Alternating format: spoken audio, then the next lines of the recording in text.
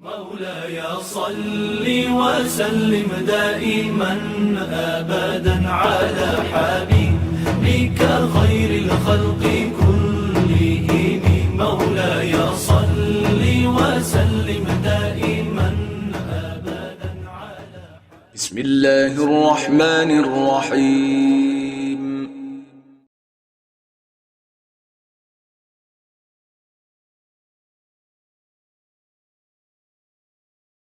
Seperti itu ya.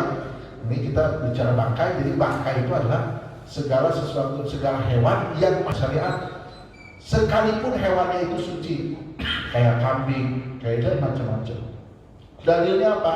Dalilnya hurrimat alaikumul maitah, diharamkan atas kamu untuk makan mayit.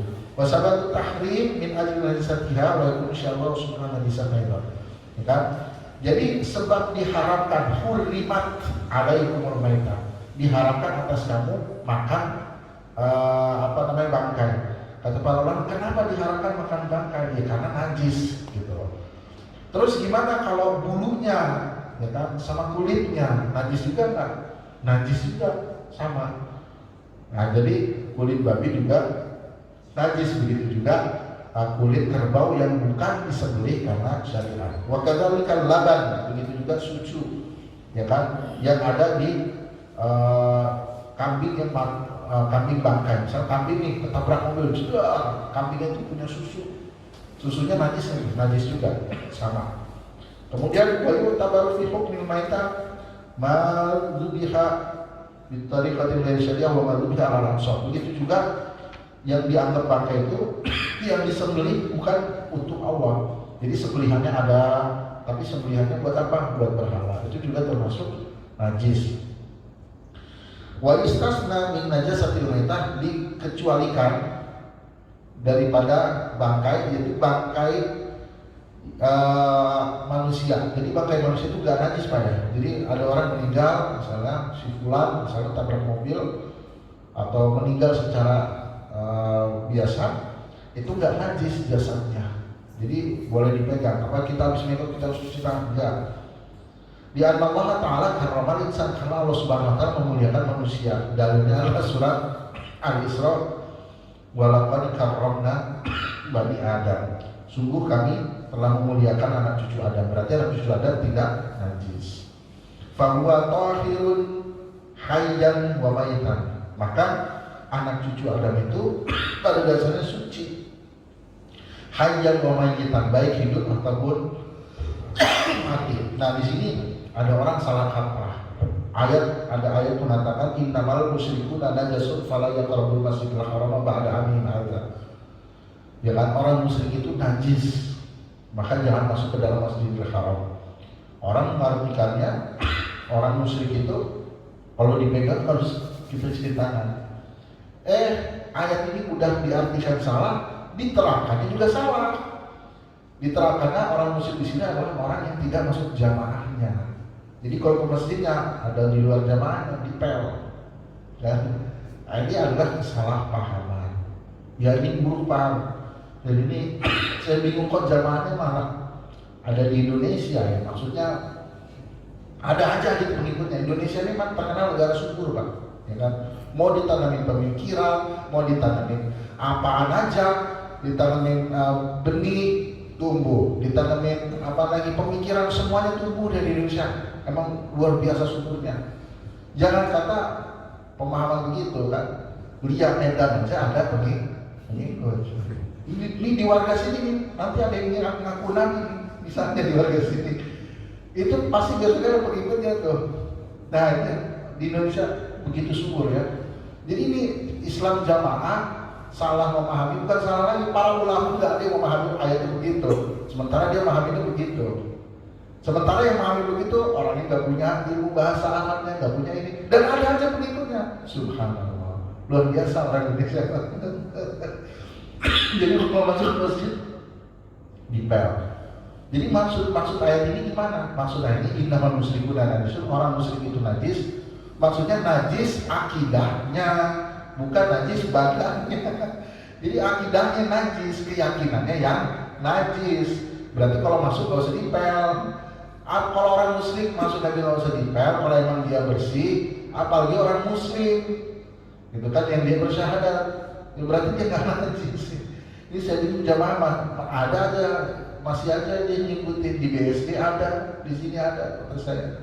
Padahal sudah banyak ulama-ulama sekarang ini bermunculan di YouTube, udah makin banyak ulama-ulama yang mereka keilmuannya bagus dan kelihatan tampil tuh. Kok Islam yang kayak gitu masih ada aja gitu. Saya bingung. Ini kena doktrin apa gitu kan. Nah, jadi yang namanya manusia itu suci. Orang muslim suci. Yang najis adalah keyakinan, ya kan? Qala Rasulullah SAW, al-muslimu la yanjus. Orang muslim itu tidak najis, ya kan? Menjadi tidak najis secara hidup dan mati. Wa kama yastasna min najasatil mati as-samak wa sa'il hayawatil bahr. Tapi dikecualikan dari segala bangkai itu, yaitu ya ikan dan hewan-hewan yang ada di laut. Yang hidup di laut itu tidak najis. Tapi yang hidup di laut aja, bukan laut dan daratan, dua tempat, kan ada dia dua tempat. Nah, kemudian wala yuzalmala nafsalha sa'il ailada malaha kadhiba wal maut. Begitu juga bangkai dari hewan yang darahnya tidak mengalir, seperti apa aja? Zubab, lalat, nyamuk, wal bak tadi saya ini kan kepinding ya, bahasa kasarnya bangsat lah. Wal adud al-mutawalid wal ta'am, begitu juga cacing yang lahir dari makanan busuk, itu tidak dihukumi sebagai najis. Nah, itu yang berkaitan dengan bangkai. Sekarang yang berkaitan dengan hewan yang terputus ininya, tubuhnya. Misalnya ada sapi nih, terpotong, bukan dipotong, terpotong ininya kakinya. Nah, kakinya kan jadi bangkai. Itu najis, gitu kan? Maka jadi kullu juz'in infasala min hewan. Setiap bagian daripada hewan yang terputus hala hayati, sedangkan hewannya itu masih hidup, fa innahu najis, maka dia jadi najis. Jadi kita nih misalnya pengen sapi, kita potong aja kakinya, yang lainnya tidak, misalnya gitu kan. Kakinya najis, nggak bisa gitu, satu pakai. Karena Rasulullah SAW bersabda, makutia, ya, bagian yang terpotong daripada hewan, wahiyah hayyah, sedangkan hewan itu masih hidup, fahuwa maitah, maka dia dihukumi sebagai bangkai. Ini hadis Rasulullah, rawahul Hakim, hadis nomor 239. Dan dikecualikan daripada hewan yang terpotong itu bagiannya yang keluar dari hewannya sementara hewannya masih hidup, itu susunya. Nah, jadi susunya tetap tidak najis. Jangan khawatir. Kan susu diproses gitu kan, hewannya masih hidup kan. Susu najis apa enggak nih? Enggak, Pak. Kalau susu insya Allah enggak najis. Ya kan, tapi dari hewan yang boleh dimakan, ya seperti sapi, kambing. Kalau susunya susu babi gimana? Haram, nggak bisa, karena babinya haram. Ya seperti itu ya. Jadi kalau susu dari hewan yang boleh dimakan itu dia susu boleh diminum. Tapi kalau susu dari hewan yang tidak boleh dimakan itu haram. Wa istasna ayran sya'rul hayawan wa rishuhu wa suhu idza kana maqul laham. Begitu juga ya rambut hewan, ya, kemudian juga kulitnya, tapi dari hewan yang boleh dimakan. Misalnya misalnya taruhlah rambut sapi, kan kita potong boleh kan tuh? Kan kita potong, kan dia bagian dari hewan, terputus dari bagiannya, sementara yang masih hidup, najis enggak? Ini dimaafkan. Begitu juga dengan kulitnya. Kemudian wa amma labanul hayawan ghairi ma'kul, adapun susu daripada hewan yang tidak boleh dimakan, seperti himar. Nah, himar ini keledai. Di Indonesia ada keledai nggak, Pak ya? Kayaknya nggak pernah lihat saya keledai. Entah di kampung jauh sana kan. Kalau di Arab sana, bukan hanya di Arab sih, di negara-negara Eropa, Amerika juga, keledai itu ada, dan itu dijadikan contoh buat orang yang bodoh, orang yang pikirnya pendek, orang yang telmi lah, sering telat pikir, orang yang susah paham, ya, orang yang idiot. Di sana seperti keledai. Makanya orang Arab tuh, orang Mesir, Kalau ngatain orang yang dianya bebel, susah paham, jadi katanya himar, apa namanya, keledai. Makanya Al-Quran juga ngatain, Al-Quran juga bukan ngatain sih bahasanya, menyindir orang yang dikasih Alkitab, dia baca, dia nggak ngapain. Itu seperti himar dalam surat Al-Jumu'ah. Kama talil himari yahmilu asfara. Orang yang dikasih kitab suci, dia paham tapi dia nggak ngamalin, seperti keledai yang membawa buku, ya kan? Nah ini keledai ini hukumnya apa? Hukumnya haram buat dimakan, ya kan? Susunya juga sama haram buat dimakan, maka dia najis. Nah, jadi himar ini, keledai ini najis. Entah ya di Indonesia di bagian mana keledai, saya belum melihat. Yang adanya kedelai. Ya kan? Ya, jadi ini keledai haram. Nah, itu terjadi di Mesir, Pak ya. Kan di sana banyak makanan yang komposisinya daging. Ternyata setelah diadakan cross check, daging yang tersebar kebanyakan daging himar, daging keledai. Dan daging keledai ini haram hukumnya. Makanya suatu saat kalau ke negeri Arab harus hati-hati juga dagingnya itu daging keledai atau daging sapi gitu. Jadi harus diteliti juga. Nah itu yang berkaitan dengan apa namanya, bagian yang terputus dari hewan. Yang kelima ini yang berkaitan dengan cairan yang memabukkan. As-sawail al-muskirah najisatun, ya. Jadi cairan yang memabukkan itu najis. Baik dia khamr berupa daripada anggur atau tidak berupa khamr yang dia mimma yustakhraju minal mawadil ukhra, yang dia dikeluarkan dari komposisi lain. Pokoknya yang memabukkan dia haram. Karena ayatnya innamal khamru wal ansab wal maisir wal ansab wal azlam rijsun. Ya, jadi khamr maisir itu rijsun, najis, diharamkan. Ya kan? Kenapa diharamkan? Karena dia memabukkan. Kemudian yang keenam, ya, al-kalbu wal khinzir. Al-kalbu itu anjing dan khinzir itu babi. Ini dalam mazhab Syafi'i anjing, ya, anjing dalam mazhab Syafi'i najis mughalladah. Tapi dalam mazhab Maliki dia tidak najis. Maka di Afrika sana yang menggunakan mazhab Maliki ada yang anjing. Jangan kaget sambil anjing ini. Ya. Kalau di Indonesia viral itu bisa. Itu sambil anjing, gitu kan. Nah, mazhab Maliki nggak najis. Kenapa? Karena ada dalilnya juga, mengatakan hadisnya ini tidak menunjukkan kenajisan. Ada dalilnya ada. Tapi kita yang lumrah saja, karena di Asia Tenggara kita memakai mazhab Syafi'i. Itu ya, Bapak. Fakulun min huma najisul ain. Jadi barangnya memang najis. Wa yajibu tathhir min huma. Wajib bersuci kalau kita megang. Karena ada hadis yang menjelaskan tahur inani ahadikum idza walaba fihi kalbu an yaksilahu sab'a marrat ulahu nabi turab. Ya, sucinya ina itu bejana kalau dijilat anjing dengan 7 kali basuhan, salah satunya dengan apa namanya, air, biturab afwan, dengan tanah. Fanas salkal wal khinzir misluhu akthar. Tapi kan kita bisa bilang yang diceritakan dalam hadis kan anjing, bukan babi. Berarti yang harus dibersihin anjing aja. Oh enggak, anjing aja begini apalagi babi, ya kan? Karena di dalam Al-Quran kan hurrimat alaikum maitatu wa damu wa lahmul khinzir, jelas tuh. Jadi diharamkan daging apa namanya, babi. Berarti jilatannya juga lebih parah daripada anjing. Wa najasatul kalbi wal khinzir mughalladah. Kenajisan anjing dan babi itu mughalladah. Mughalladah itu kalau dia secara bebas najis yang paling najis. Walidzalika yajibu tathiruha ila sab'i marratin ihdahunna biturab. Maka dalam mensucikannya harus dengan 7 kali basuhan, salah satunya dengan tanah. Boleh nggak dengan sabun? Nggak boleh, harus 7 kali basuhan dan dengan tanah. Jadi dalam mazhab Syafi'i nggak boleh diganti yang lain, harus begitu.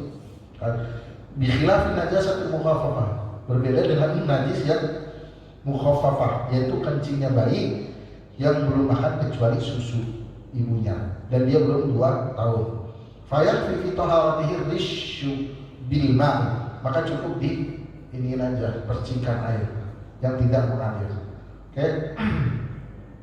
Wa ma ada najasatil kalbi wal khinzir, dan selain daripada najisnya anjing dan khinzir, wa najasati sharifaina najasatun mutawassithah, maka dia najisnya mutawassit. Jadi ada najis mughaladah yaitu anjing dan babi, ada najis mukhaffafah yaitu anak yang belum 2 tahun. Cara bersihnya cukup dengan, kalau mughaladah wajib dengan 7 kali basuhan, 1 kali dengan tanah, ya kan? Yang selain kedua itu dinamakan najis mutawassithah, tengah-tengah. Apa aja? Kencing manusia, kotoran manusia itu mutawassithah. Bersihnya gimana? Bil ghasli marratan wahidatan, itu dengan membasuhnya 1 kali. Misalnya nih, celana kita kena kencing, kita tahu titiknya di mana nih? Titiknya ada di sini. Ya udah kita basuh dengan air, 1 kali airnya tuh. Harus kena 1 kali, habis itu udah suci. Cukup 1 kali basuhan.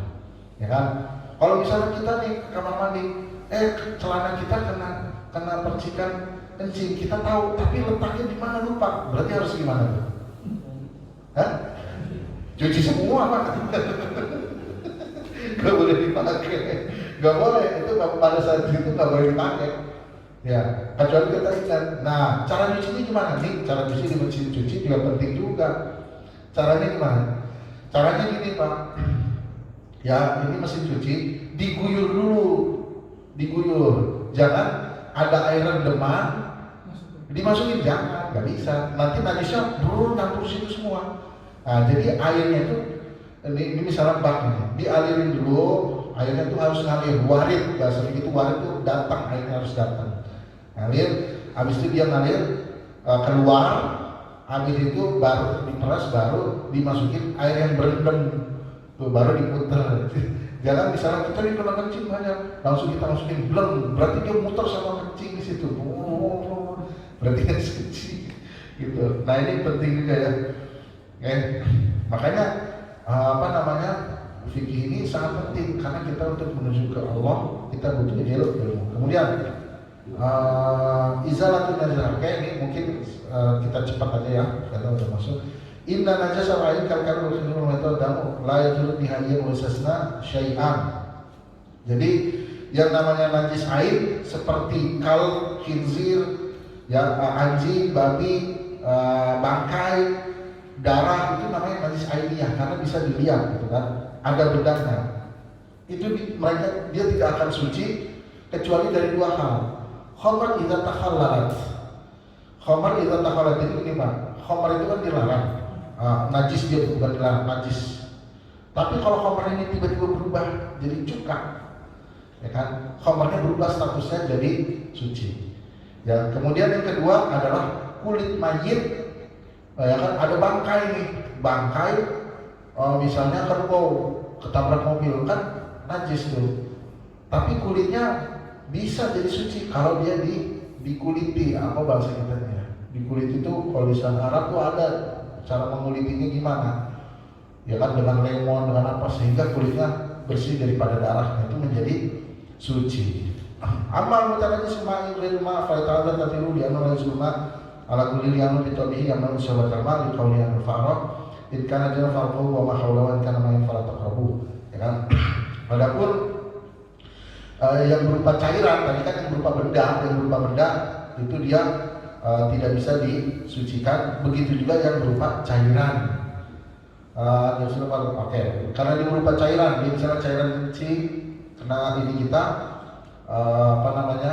baju celana, maka cukup dengan disiram. Itu dia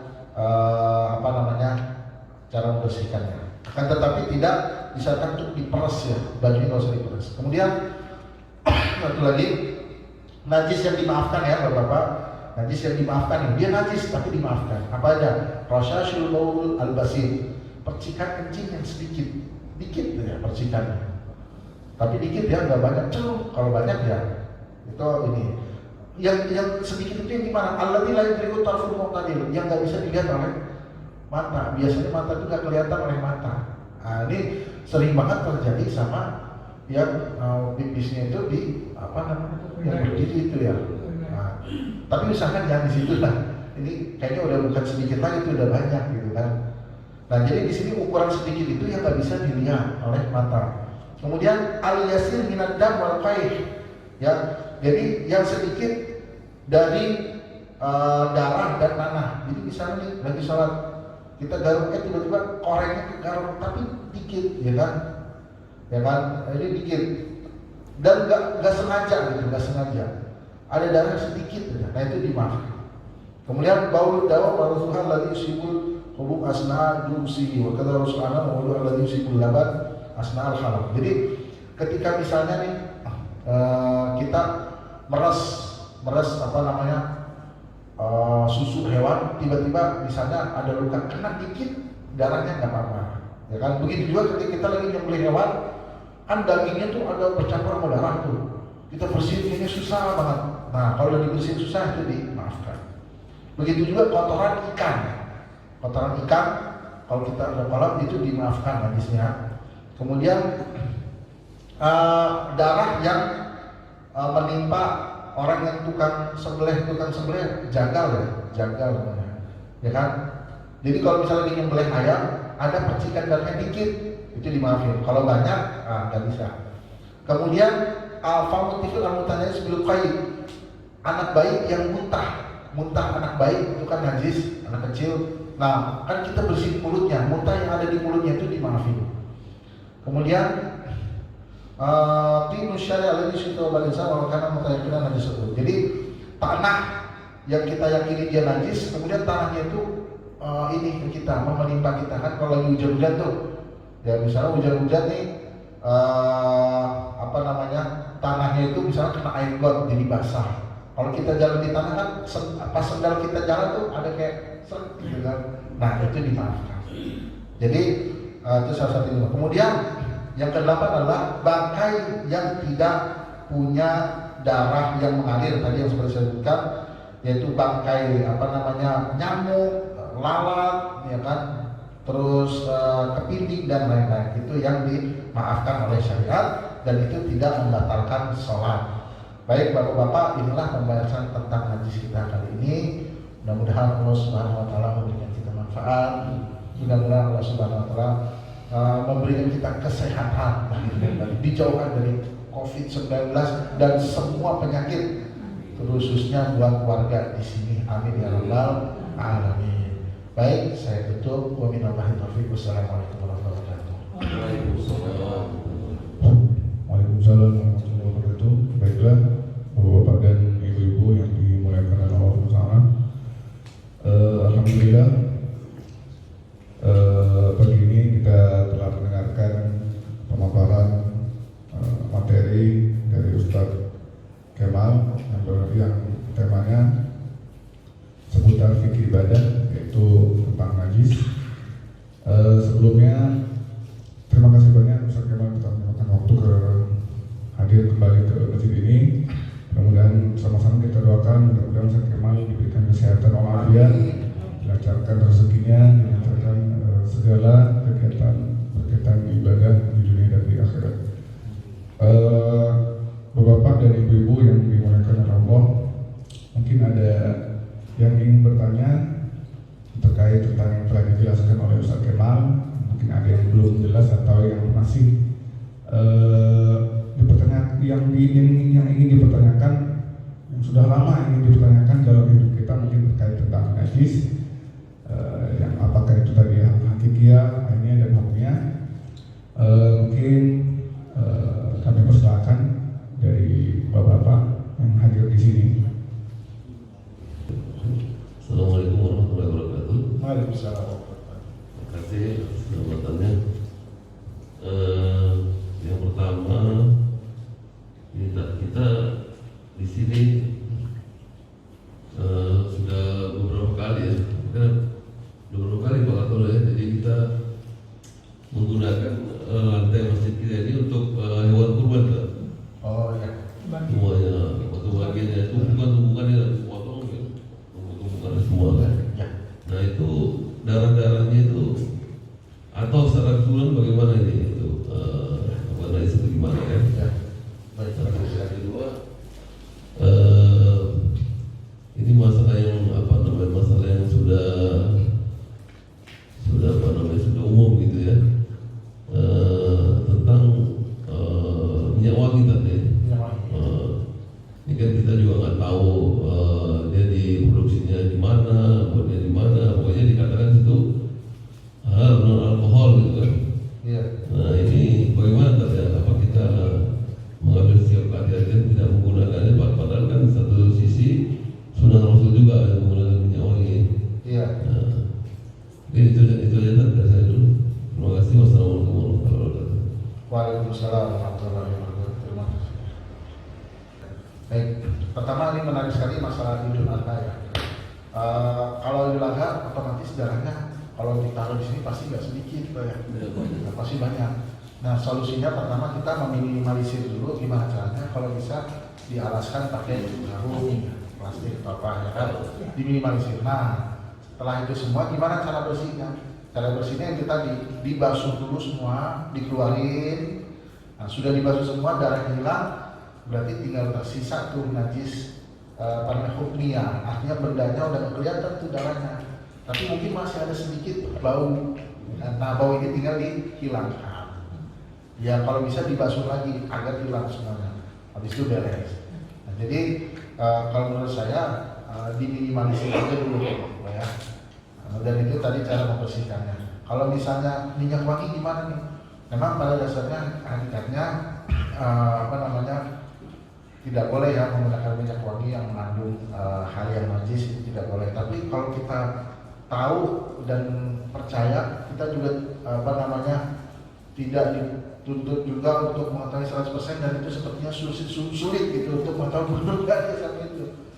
Nah kita boleh menggunakan, dan makanya kalau kita insya Allah nih dia nggak najis, karena yang namanya zon atau prasangka, kalau prasangkanya itu dia kuat ya bahwasanya hal ini tidak dari hal yang diharamkan, maka dia boleh. Jadi kalau kita lihat pedagang, kita lihat kira-kira bisa dipercaya nggak pedagangnya gitu ya kan, untuk minyak wangi. Kalau dari kita nih saya saran, belilah minyak wangi itu yang ada di majelis-majelis yang memang sudah terpercaya. Kayak misalnya kalau ada majelis Rasulullah pasti banyak tuh yang dagang minyak wangi. Nah insya Allah di situ minyak wanginya halal, tidak mengandung alkohol, gitu kan. Nah jadi kalau dari tempat-tempat yang nggak jelas gitu kan, ya lebih baik dijauhkan saja. Begitu Fadil. Pada dasarnya memang nggak boleh kita menggunakan minyak wangi yang mengandung alkohol, mengandung sesuatu yang muskir, tidak boleh seperti itu. Baik, ada lagi? Ada. Oh ya boleh. Assalamualaikum warahmatullahi wabarakatuh. Warahmatullahi wabarakatuh. Assalamualaikum. Waalaikumsalam.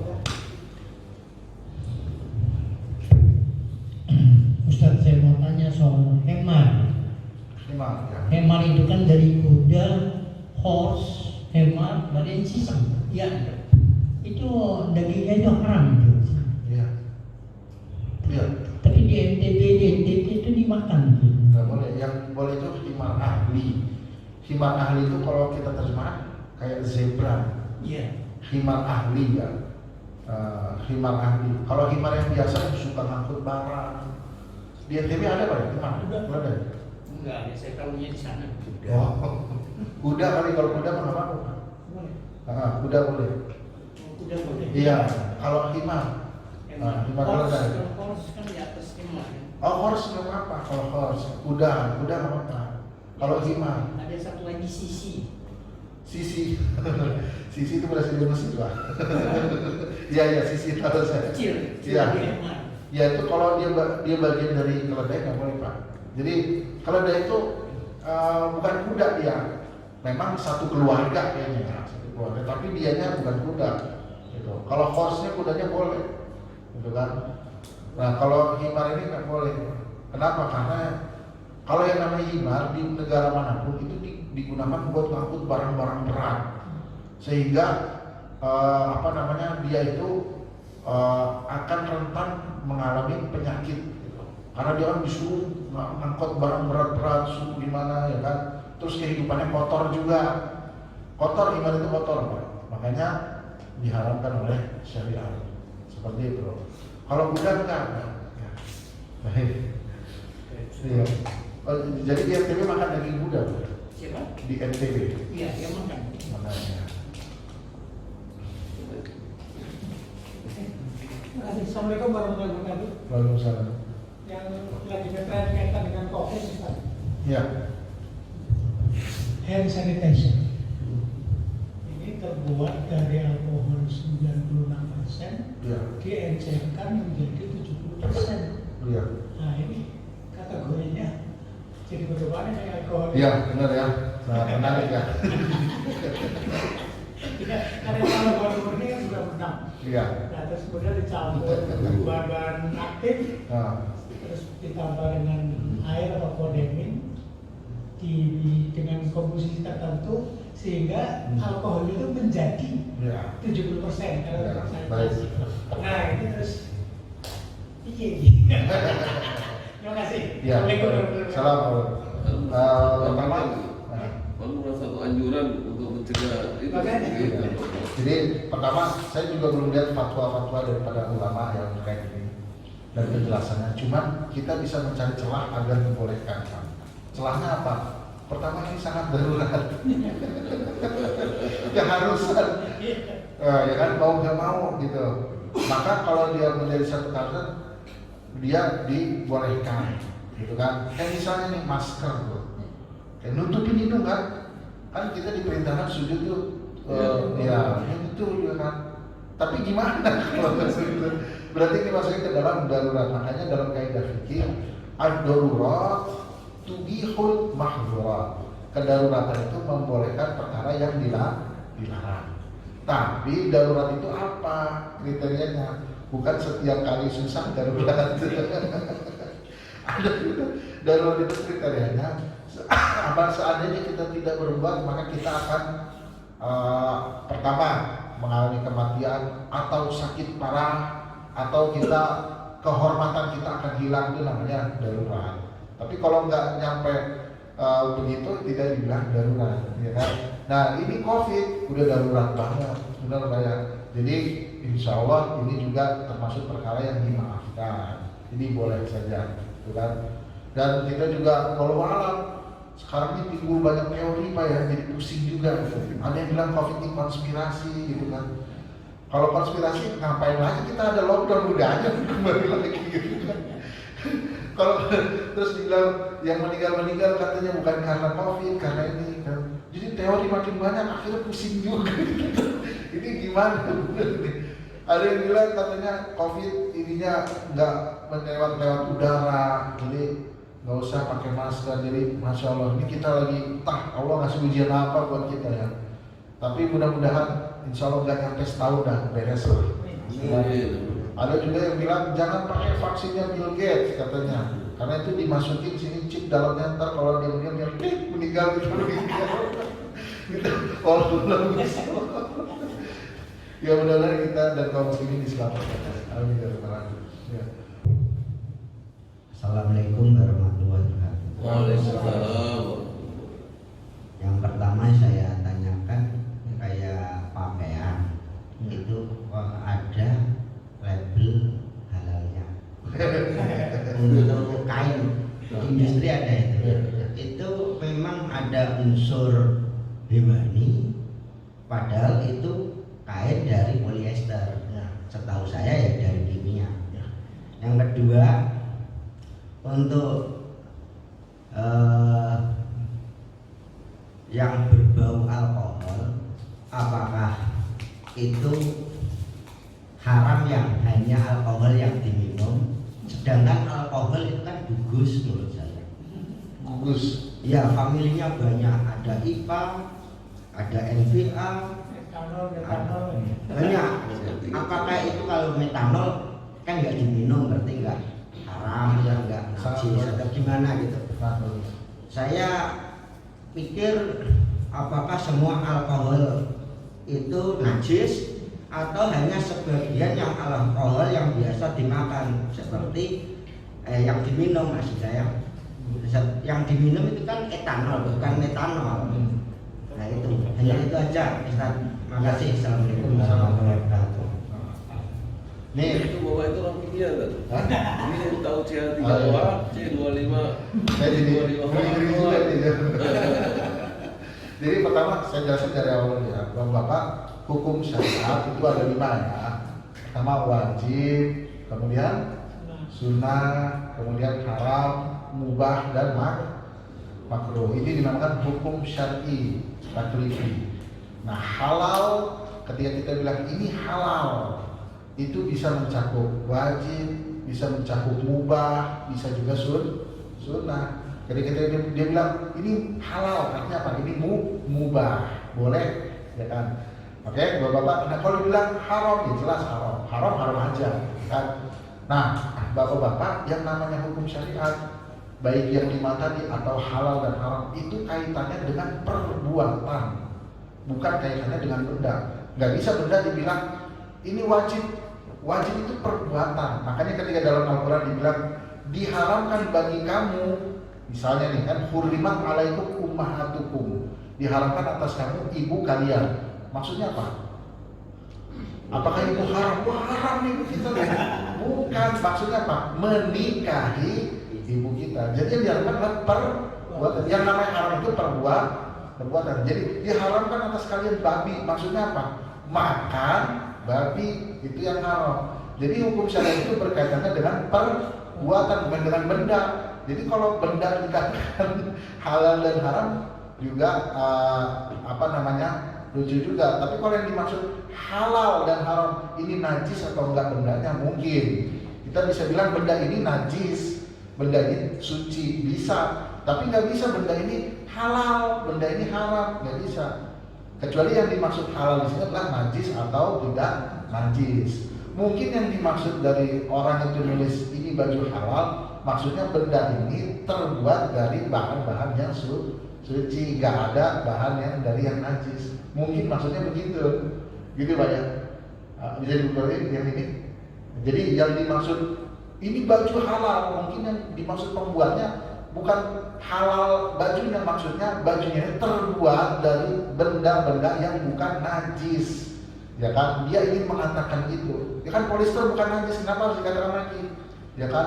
Terus chiffon bukan najis, kenapa harus dikatakan najis? Terus sutra kan bukan najis, kenapa harus dikatakan najis? Ya mungkin dia ingin menguatkan gitu, begitu Pak. Mungkin seperti itu maksudnya.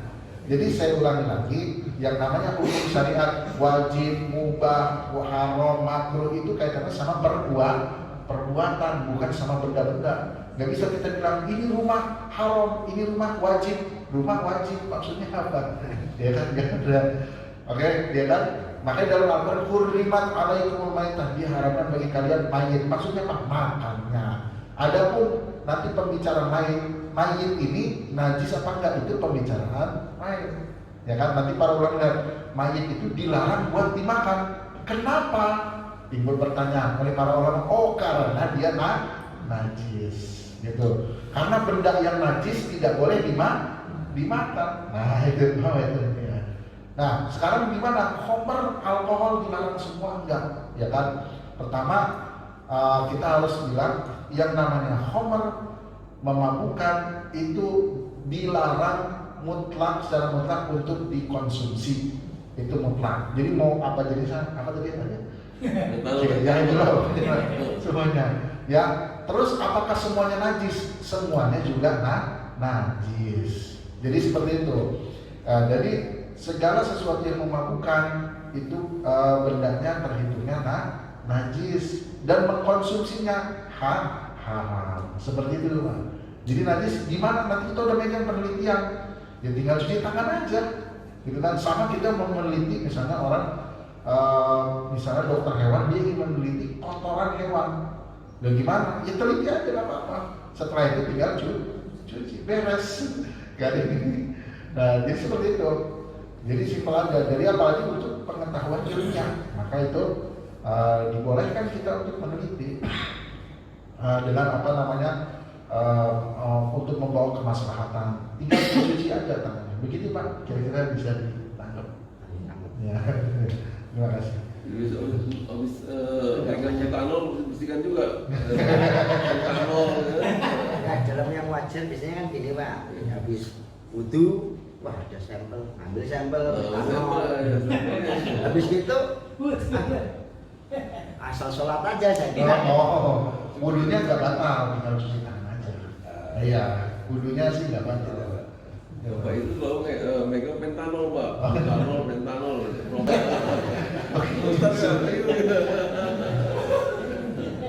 Kalau dulu Pak, kita ulama-ulama Islam zaman dulu tuh, wah ahli kimia, ahli fisika. Itu ya dulu ya. Dulu ketika Islam turun, Arab itu gak punya kebudayaan, Pak. Ya bisa bilang kampung lah. Romawi gak mau menguasai Arab, buat apa orang wilayah gersang. Persia gak mau. Di Persia Romawi gak mau menguasai. Ada apa di sana? Orang gurun semua. Ya kan gak mau. Coba pakai lihat sejarahnya. Emang Persia pernah menguasai wilayah Hijaz? Nggak pernah. Kenapa? Gak ada apa-apa di sana. Ya kan Romawi pengen enggak, pengen. Makanya yang jadi inceran apa? Yang jadi inceran itu Mesir, Syam, Irak. Itu jadi inceran rebutan. Romawi Persia. Karena di situ tempat-tempat apa namanya subur-suburnya lah, bagus-bagusnya, kebudayaan dari sana. Arab apa? Nggak punya kebudayaan. Satu kebudayaan cuma syair doang, ya kan? Orang Arab itu syair, tapi orang Arab punya kelebihan. Kata Syekh Rahman Al-Buti, kelebihannya apa? Akhlak. Mungkin bapak-bapak kaget, loh orang zaman jahiliyah kok punya akhlak? Ada Pak, orang akhlak dulu kelebihannya itu di akhlak. Akhlaknya apa? Yang pertama dermawan. Orang Arab ini asli Pak ya, bukan yang sekarang gitu. Yang bakhil itu bukan akhlak Arab itu. Orang Arab itu saking dermawannya ya, ini kalau di dalam buku sejarah, kalau kita main ke rumah orang Arab, pulang nggak bawa makanan, itu dicap bakhil orang. Jadi kalau mereka di rumahnya cuma punya kambing, kambingnya dipotong kasih tamu. Terus kalau mereka dulu suka mabuk, tahu nggak Pak? Orang Arab kenapa dulu suka mabuk? Pasti bapak-bapak heran. Karena orang Arab itu semakin dia dermawan, semakin kearaban itu kuat. Artinya semakin dia punya kedudukan di hadapan masyarakat. Nah, cara untuk biar dermawan gimana sih? Caranya adalah dengan mabuk. Karena kalau dengan minum anggur, dia akan ngasih barang tanpa mikir. Ambil. Gitu. Mendengarkan dengan keikhlasan. Bener Pak, ini ada di buku sejarah Pak, di sejarah-sejarah. Jadi orang ambil ya kan, sambil dia mabok gitu kan. Ntar selesai dia mabok nyesel.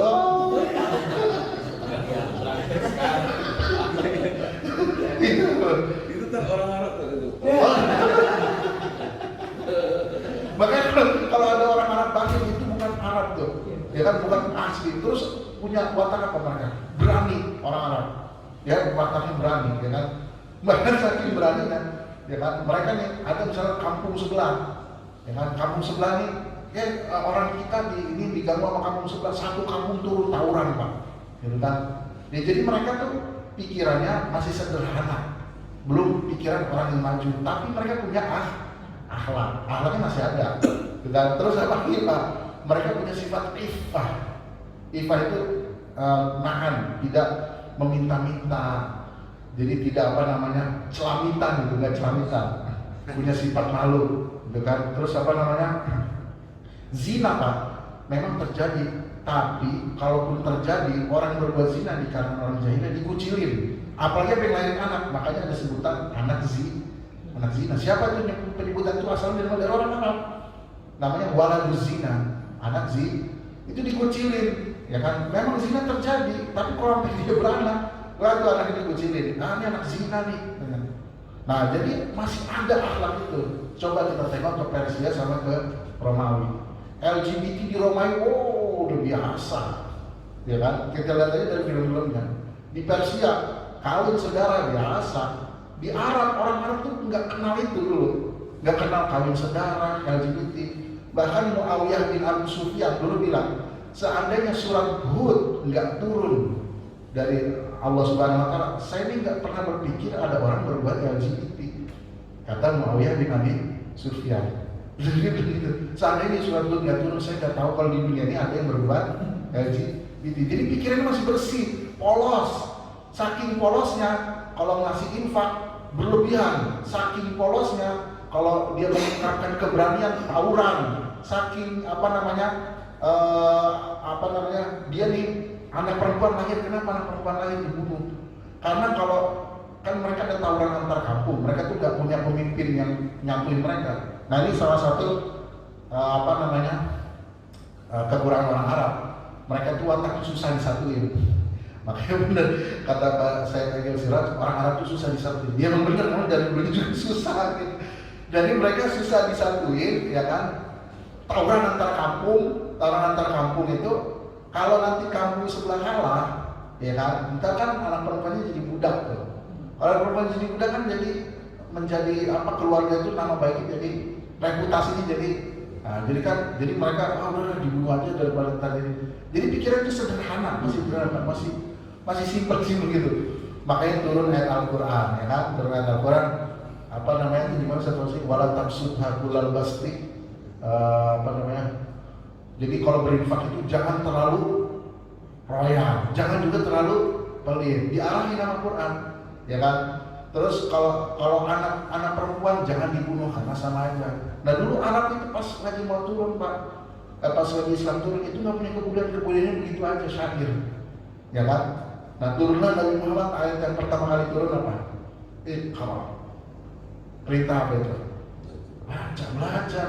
Jadi perintah yang pertama belajar, bukan emang perintah pertama sholat, bukan. Perintah pertama dari turun pada Nabi Muhammad belajar. Jadi belajar, berpikir, meneliti adalah fondasi dasar daripada agama Islam. Agama Islam itu agama yang mengajak kita berpikir. Makanya Pak, setelah Islam datang, kebudayaan itu muncul dari Arab. Yang tadinya orang Persia mau ngapain saya ke situ? Tiba-tiba muncul sebuah kebudayaan besar. Jadi mukjizat Allah tunjukkan kepada manusia. Itu kan seandainya Nabi Muhammad lahirnya di Persia, orang-orang bakal nuduh, wah ini pemikiran si fulan ini sama nih yang pemikiran Aristoteles nih. Ini Muhammad ngambil dari Aristoteles. Turun di Persia, oh ini sama pemikiran dengan Siddhartha Gautama nih misalnya. Oh ini si Muhammad ngambil dari sini. Nah ini turun dari satu wilayah yang nggak ada kebudayaan di sana. Orang-orang mikirnya masih simpel. Kan orang jadi mikir ini dari mana begitu cemerlangnya kalau bukan dari Tuhan semesta alam. Makanya diturunkan hikmahnya Islam di Arab seperti itulah. Nah setelah Islam turun muncul banyak ilmuwan. Karena Islam mendorong kita buat belajar itu buku-buku Yunani yang berkaitan dengan kimia, fisika, sosiologi, mantik, logika, filsafat diterjemahkan ke dalam bahasa Arab. Orang Arab mulai mau belajar. Kenapa? Karena dorongan dari agama Islam. Iqra, terus utlubul ilma minal mahdi ilal lahdi, qul hal yastawi alladziina ya'lamuna wal ladziina la ya'lamun, innama yakhsyallaha min ibadihi ulama. Dorongan-dorongan itu membuat orang Arab jadi ingin belajar. Ada penaklukan mereka ke Arab. Jadi kalau kita lihat nih, para sahabat dulu menaklukkan Irak, benar apa? Menaklukkan Mesir. Jangan kita lihat naklukinnya doang. Di balik penaklukan itu ada gerakan penerjemahan.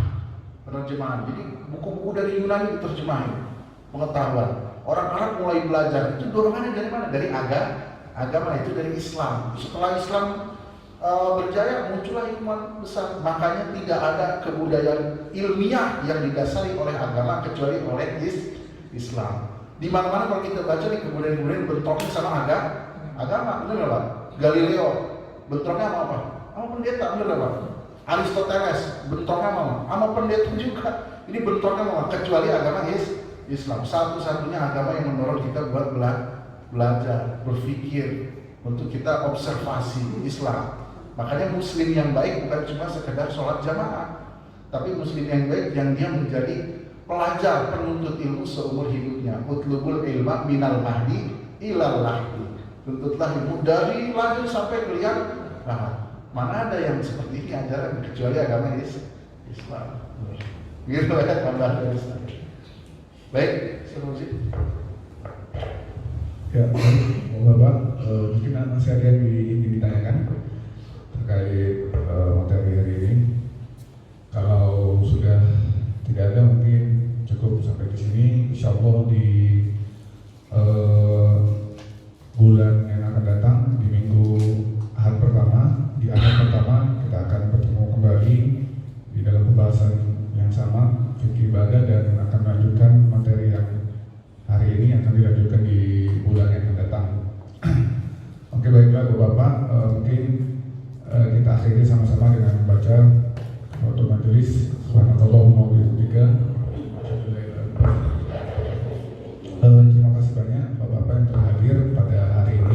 juga bapak-bapak, ibu-ibu, seluruh kaum muslimin muslimat yang ada di rumah, insya Allah kajian ini akan dilanjutkan di bulan depan di ahad pertama ba'da subuh. Mungkin itu saja yang dapat saya sampaikan. Terima kasih banyak Ustaz Kemal. Mudah-mudahan ya kita doakan mudah-mudahan guru kita di bulan yang akan datang diberikan Allah kemudahan untuk hadir kembali dan bisa memberikan kita ilmu yang bisa kita amalkan juga untuk kita pegang dan kita amalkan di dunia ini.